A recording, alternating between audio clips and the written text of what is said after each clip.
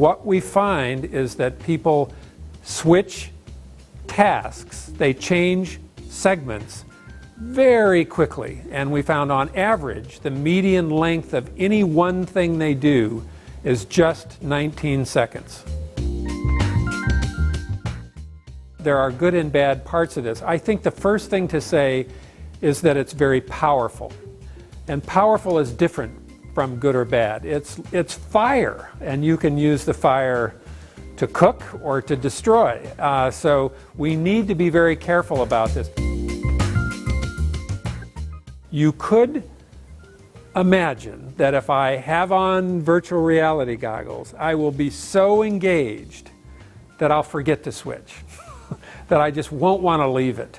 And I think that's a favorite thought of everybody that's developing for that technology.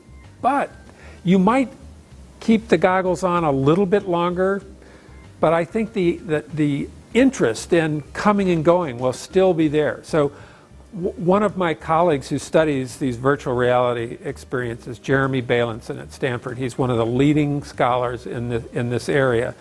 He's very interested in tuning virtual reality to short time frames. So using virtual reality for training, learning how to manipulate a piece of machinery in 1 minute, 5 minutes.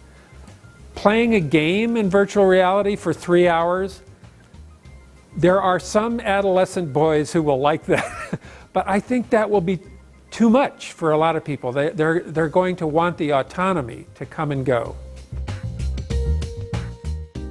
I would divide immersion into two different criteria, two different dimensions. One is this fidelity, just getting digital information into my eyes that makes me think I'm actually there.